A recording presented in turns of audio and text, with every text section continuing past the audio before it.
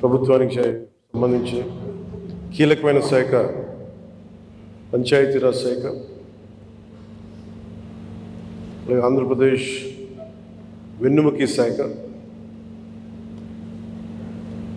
ప్రభుత్వ ఉద్యోగులు, అనేక సంఘాలు, వారి నాయకులు, మీరందరూ ఈ రోజున ఇక్కడికి వచ్చి నాకు అభినందనలు తెలుపుతున్నందుకు మనస్ఫూర్తిగా మీ అందరికీ పేరు పేరున నా హృదయపూర్వక ధన్యవాదాలు. మనం క్షమించాలి, కొంతమంది సంఘాల నాయకులు వచ్చినప్పుడు మొదటి రోజు ఛార్జ్ తీసుకున్నప్పుడు చాలామంది ఎక్కువ వచ్చేయటం వల్ల నాకు ప్రత్యేకమైన ఇబ్బంది ఉంటుంది. సో దాంట్లో మీ సంఘాల నాయకులందరినీ కలుసుకోలేకపోయారు, దానికి క్షమించాలి. అందుకని వెంటనే నా దృష్టికి రాగానే వెంటనే మీకు ఫోన్ చేసి మీతోనే మాట్లాడినట్టు. అంటే నా ఉద్దేశం ఏంటంటే నిర్లక్ష్యం చేసే వ్యక్తిని కాదని చెప్పడానికి,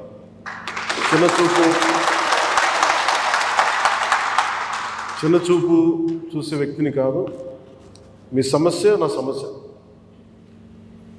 అది చాలాసార్లు సభలో చెప్పాను. కానీ ఇప్పుడు ప్రత్యేకించి ఛార్జ్ తీసుకున్న తర్వాత మీకు మళ్ళీ మీ అందరికీ తెలియజేసుకుంటా ఉన్నాను.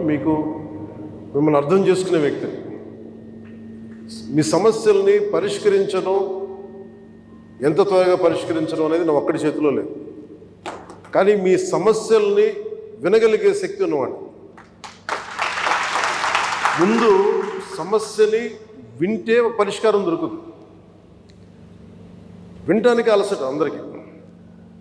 సో నేను మీకు ప్రత్యేకించి తెలియజేసుకునేది, నేను వినే వ్యక్తిని.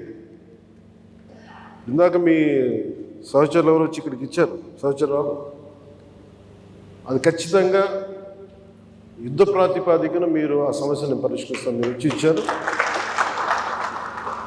ఇలాంటివి చేయడానికంటే నాకు మీరు ఇందాక ముందు సంఘాల పెద్దలు కూడా మాట్లాడుతూ చాలామంది గతంలో కూడా మీరు సమ్మెలు, గత ప్రభుత్వం మీద మా కోపం ఉంది, మీకు ఈ ప్రభుత్వం మీద మీరు మాట్లాడుతూ ఉన్నారు. ఇందాక ఒక్కటి ఏంటంటే, ఇది అందరం కలిసి పనిచేయాలి, మినిస్ట్రీ కానీ ఉద్యోగులు కానీ. గతంలో ఎవరు ఎలా చేశారో నాకు తెలీదు, మీరందరూ వింటా ఉంటే నేను సమస్యలు వింటా ఉన్నా. కాకపోతే ఇది చాలా పురాతనమైన, చాలా బలమైన వ్యవస్థ, చాలా పాత వ్యవస్థ. ఇది ప్రతిసారి వ్యవస్థకి ఒక తుప్పు పట్టినట్టు పట్టేస్తాం. దీన్ని బలోపేతం చేయాల్సిన అవసరం ఉంది. దీనిని సమస్యలు ఏమైతే ఉన్నాయో మీ అందరికీ ప్రతి సంఘం తరఫున ఇది ప్రత్యేకించి ఒక ఓవరాల్గా మేము ఇలా చేయదలుచుకున్నాం, మా సమస్యలు ఇవి, లేదంటే మేము ఇలా నిలబడతాం, కొంచెం ఇవన్నీ చెప్తా ఉన్నారు. నేను మీకు ఈరోజు మాటిస్తున్నాను, పంచాయతీ పనులతో పాటు మీ సమస్యలను కూడా నేను వినే వ్యక్తిని. నేను ప్రత్యేకించి ఏ సంఘాలకు సంబంధించి ఆ సంఘానికి ప్రత్యేకించి ఒక టైంని అలాట్ చేసి మరి. కాకపోతే నాకున్న సమస్య ఏంటంటే, అందరూ కొంచెం ప్రిపేర్ అయ్యారండి బాగా. అంటే నేను చాలా శాఖలు ఉన్నాయి, మిగతా పనులు కూడా చూసుకోవాలి. కాబట్టి మీరు బాగా ప్రిపేర్ అయ్యి వచ్చి ఒక పరిష్కార మార్గం కూడా తీసుకెళ్ళండి. దాదాపు ఇలా ఆలోచించవచ్చు, ఇలా చేయొచ్చు. ఇందాక మీరు మాట్లాడుతూ అన్నారు, గత ప్రభుత్వం అంటే అంతకుముందు 2014 వచ్చినప్పుడు మా మీద కొంచెం కినుకుందన్నట్టుగా మీరు అన్నారు ఇందాక. అది అంటే భయపెట్టేవాడికి భయపడతారు, కానీ కొంచెం ఓపెన్గా సహజంగా కొంచెం వినేవాళ్ళతోటి ఎక్కువ ఆ బాధను, గత ప్రభుత్వం మిమ్మల్ని అందరినీ భయపెట్టింది, అదని అర్థం చేసుకోగలం. కానీ మేము మీకు భుజం కాసే వ్యక్తులు. మేము అందుకే ఒక వ్యవస్థని తిరిగి బలోపేతం చేయాలంటే చాలా చాలా కష్టసాధ్యమైంది. నాకు నిజంగా చెప్పాలంటే ఒకసారి ఇది నేను చాలా ఆనందంగా ఎంచుకున్న శాఖ. నేను ప్రభుత్వ ఉద్యోగ కొడుకుని, ఆ జీతాల మీద మేము పెరిగిన వాడిని. మా నాన్న జీతాలు రాకపోతే మమ్మల్ని స్కూల్ బయటికి పంపించి మళ్ళీ జీతాలు వచ్చిన తర్వాత మళ్ళీ స్కూల్లోకి అలౌ చేసినాయి, అవి కూడా ఉన్నాయి నా సంఘటన. అలాంటి సంఘటనలు ఉన్నాయి. అందుకని కష్టాన్ని అర్థం చేసుకోగలను. అంటే 1వ తారీఖు జీతం రాకపోతే ఏమవుద్దు నాకు అనుభవం ఉంది. అలాగే ఆఖరి వారంలో డబ్బులు అయిపోతే కూడా ఆ పరిస్థితి కూడా నాకు తెలుసు. మాకు పొరపాటున మేము ఏదో ఇవి జరిగిపోయినాయి, కానీ మేము ఇలా ఈ సినిమా రంగంలో ఉండటం వల్ల బేసిక్గా చాలా సాధారణ స్థాయి నుంచి వచ్చాం కాబట్టి అన్నిటికంటే కూడా సాధారణ స్థాయి మాకు భగవంతుడి వచ్చిన మమ్మల్ని తీసుకొచ్చిన సాధారణ స్థాయి కష్టాలని మేము మర్చిపోం. అందుకని ఈ రోజున రోడ్ల మీద బయటికి వెళ్ళి ఎందుకు ఆగి ఎందుకు మాట్లాడుతానంటే ఆ కష్టం ఎలా ఉంటుందో నాకు తెలుసు.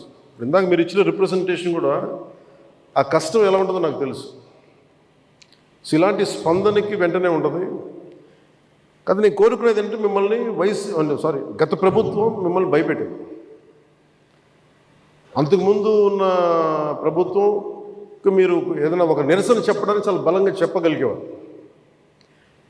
కానీ ఇప్పుడున్న కూటమి ప్రభుత్వం మీకు అండగా నిలబడుతుంది. ఫస్ట్ ముందస్తుగా మేము మీతో గొడవ పెట్టుకోవడానికి లేదు ఫస్ట్. ఎందుకంటే బ్యాడ్ బ్లడ్ ఉండకూడదని ఫస్ట్ ఫోన్ చేశాను మీకు. అరే వస్తే నువ్వు కలవలేదండి, నువ్వు కూర్చొని పెద్ద ఆఫీసులను కలుస్తాం, మమ్మల్ని కలవవా అనే ఒక చిన్న బాధ ఏదైనా ఉంటుంది. ఎందుకంటే నాకు తెలుసు, మా నాన్న బాధ నాకు తెలుసు. అందుకని వెంటనే ఫోన్ చేశానండి. ఆ కష్టం నాకు తెలుసు.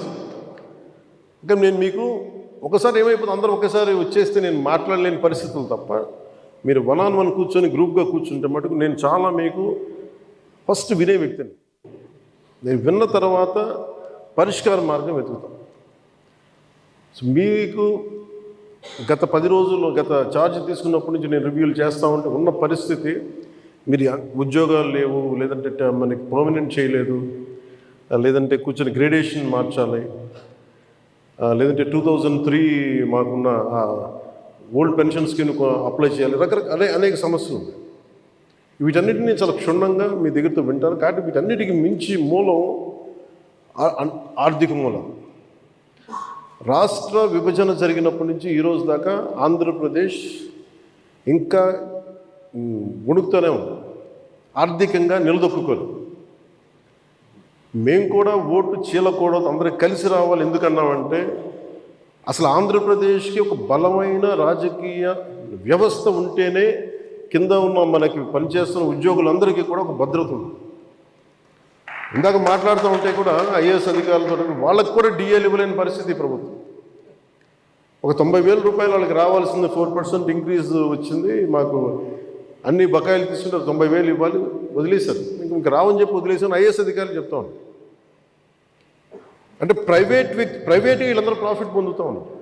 డబ్బు ఉంది, కానీ డబ్బుని వ్యక్తులు సొంతం చేసుకున్నారు. రాజకీయాల్లో కూర్చొని గత ప్రభుత్వం స్థాయి దాన్ని పెంచేసింది. అది మేము కరెక్ట్ చేయాలి. అందుకని మేము చాలా నిబద్ధతతోటి నిక్కచ్చిగా ఉండే వ్యక్తులు మేము కట్టుబడి ఉన్నాం. సో మీకు మేము మాట ఇచ్చేది కూడా ముందస్తుగా అసలు ఫస్ట్ ఆర్థిక పరంగా అసలు ఎలా ఉంది రాష్ట్రం, శ్వేతపత్రాలు రిలీజ్ అయిపోతుంది.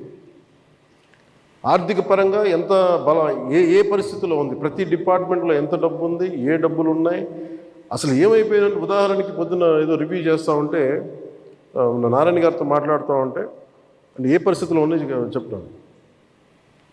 ముఖ్యంగా మన పిఆర్కి, మన పంచాయతీరాజ్ సంబంధించి 15th ఫైనాన్స్ కమిషన్ అసలు డబ్బు లేదు, మ్యాచింగ్ గ్రాంట్ ఇవ్వలేదు. దాదాపు కొన్ని వేల కోట్లు రావాల్సింది రాలేదు. ఇప్పటికి ఈరోజు కూడా కూర్చోబెట్టి దాదాపు 1,800 కోట్లు అనుకుంటున్నా, 1,580 కోట్లు, క్లోజ్ టు 1,600 crores రావాలి.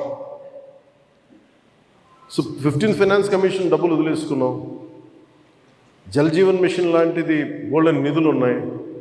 సో ఏ పథకం, కేంద్ర పథకాలకి ఇవన్నీ చూస్తుంటే కేవలం మ్యాచింగ్ గ్రాంట్ ఇవ్వలేకపోవడం. నేను అధికారులు పొద్దు నుంచి గత రోజుల నుంచి నేను అడుగుతా ఉంటే ఒకటే అడుగుతున్నాను, ఏమైనాయంటే మీ బాధ్యత కదా, మీరు ఎందుకు లేరు ఇట్లా అని అడిగారు. సమస్య ఏమైంది, సరైన నాయకత్వాన్ని ప్రజలు ఎన్నుకోలేనప్పుడు ఇష్టారాజ్యంగా ప్రవర్తించారు. దానికి పర్యాసావనమే మనం అనిపిస్తుంది ఈరోజు. నేను మీకు ఒక రెవల్యూషనరీ విప్లవాత్మకమైన మార్పులు తీసుకురావాలి ఆంధ్రప్రదేశ్ విధి విధానాల్లో కానీ ప్రభుత్వ విధానాల్లో కానీ, దానికి నేను నా వంతు కృషి నేను బలంగా చేసి పెడతాను. మీకు ఏదో ఒక రోజు వారానికి మీ సమస్యల మీద ప్రత్యేకించి దృష్టి సారిస్తాం. అంటే ఈరోజు కూర్చుంటే ఒక సపోజ్ నెల రోజుల్లోపు నాకున్న సమయంలో, అందుకే నెల రోజులు అంటే అది 2 వారాల్లో కానీ మీరు చెప్పండి, నాకు ఇంత టైం పడుతుంది, ఒక్కొక్క వింగ్ని అర్థం చేసుకోవాలి. ఇప్పుడు మీరు చెప్పారు ఈ ఫిట్మెంట్లు కానీ మనకి పిఆర్సీ కానీ, అలాగే కమిషనర్స్ని ఇప్పుడు దాకా అపాయింట్ చేయలేదు. ప్రతిదీ కూడా మీరు క్షుణ్ణంగా చెప్తే నేను కన్సర్న్ అధికారులతో మాట్లాడి నేను ఏం చేయగలనంటే, నేను టాస్క్ మాస్టర్ ముందు సమస్యకు పరిష్కారం వెతుకుతానని చెప్పేవాడు. నేను పారిపోయే వ్యక్తిని. నాకు రాజకీయాలు నాకు అవసరం లేదు. నాకు నేను ఎందుకు వచ్చానంటే ఇది నా నేల అనుకొని వచ్చాను.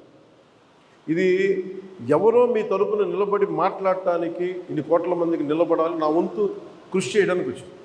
దాంట్లో భాగం మీ భవిష్యత్తుకి, మీ భద్రతకు కూడా నేను మనస్ఫూర్తిగా మాటిస్తున్నాను, ఇది నిలబడి. సో నేను కోరుకునేదల్లా మీకు ఈరోజు నేను అద్భుతాలు చేసేస్తాను, అన్ని సమస్యల్ని పరిష్కరించేస్తాను నేను చెప్పను. ముందు నేను అవగాహన చేసుకోను. శాఖాపరమైన అవగాహన చాలా చాలా అవసరం. అలాగే దీంట్లో ఎంతమంది ఉద్యోగులు ఉన్నారు, ఏ స్థాయి ఉద్యోగులు ఉన్నారు, ఏమేమి చేయాలి, వీళ్ళందరికీ ఏ సమస్యలు ఉన్నాయి, ఇది ఒకటి. మీరు 2 రకాలు స్టడీ చేయాలి. ఇవన్నీ చేసిన తర్వాత ఒకటి పంచాయతీలని దానికి పునర్వైభవం తీసుకురావడం, గత వైభవం తీసుకురావడం పంచాయతీలకి. అలాగే పంచాయతీరాజ్ వ్యవస్థ నా కోరిక ఒకటే, ఈ 5 ఏళ్ల కాలంలో ఆంధ్రప్రదేశ్లో అంత బలమైన పంచాయతీ వ్యవస్థ మనకి భారతదేశంలోనే లేదని అలాంటి సర్టిఫికేట్ తెప్పించుకోవాలని నా కోరిక. అందుకని బలమైన ఆలోచన విధానంతో ఉన్నాను. కాకపోతే మీ అందరి సహకారం కూడా కావాలి. కానీ నేను ఒక్కడిని చేసేది కాదు.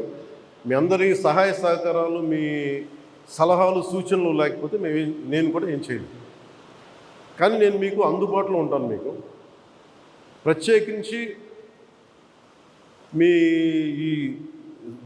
ముఖ్యంగా మీరు కోరుకుంటుంది అన్నిటికంటే దారుణ బాధ అనిపించింది, నెలకి జీతాలు ఇవ్వడం పక్కన పెట్టి జీతాలు పెంచాలని అడగాలి, కానీ నెలకి జీతాలు వస్తే చాలు అనుకునే 1వ తారీఖు జీతాలు వస్తే చాలు అనే స్థాయికి పెరిగిపోయింది. సో అభివృద్ధి అనేది లేదు, నిధులు లేవు. వీటన్నిటి మధ్యలో now governance is a great challenge for all of us. కానీ మాకేం నమ్మకం ఉందంటే పెట్టుబడులు తీసుకురాగలం, అభివృద్ధి పదంలో ముందుకు తీసుకెళ్ళగలం, ఒక ధైర్యం చాలా బలంగా ఉంది. సో మేము బలంగా మీకు చేసి నీకు నెక్స్ట్ మీటింగ్ నేను మీకు తెలియజేస్తాను. సంఘాల పెద్దలందరికీ, నాయకులందరికీ. హరిప్రసాద్ గారికి నా పొలిటికల్ సెక్రటరీ, అలాగే మన పంచాయతీరాజ్లో కూడా కొంత ఆయన సహాయం తీసుకుంటాను. వరప్రసాద్ గారు వీళ్ళందరూ ఉన్నారు. కానీ ప్రత్యేకించి ఇంకొంచెం మీకు ఎక్కువ నమ్మకం కలిగించడానికి నేను అందుబాటులో ఉంటానని చెప్పడానికి, మీరు సమస్యని ఇన్ని సంఘాలు ఉన్నాయి,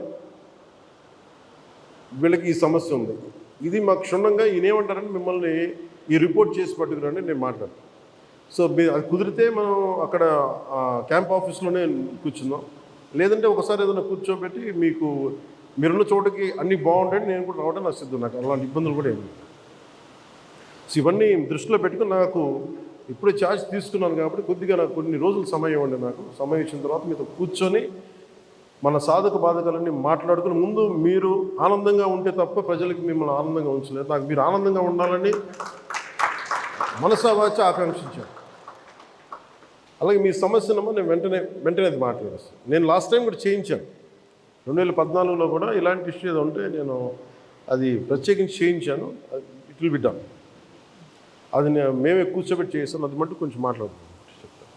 సో మీ అందరికీ ప్రత్యేక ధన్యవాదాలు తెలుపుకుంటే, అంటే నేను ఎంత అవగాహన చేసుకున్నాను అనడానికి మీరు చెప్పిన ప్రతి పాయింట్ యాజ్ ఆన్ నౌ నేను నోట్ చేసుకున్నాను. దీని మీద నేను అంటే వీటి మీద కూర్చొని నెక్స్ట్ టైం మీటింగ్ నాకు కొంచెం ప్రిపరేటరీ వర్క్ కావాలి. అందువల్ల కూర్చొని మీతో మాట్లాడతాను తెలియజేసుకుని మీ అందరికీ ప్రత్యేకమైన ధన్యవాదాలు తెలుపు సెలవు తీసుకున్నాం. జై హింద్.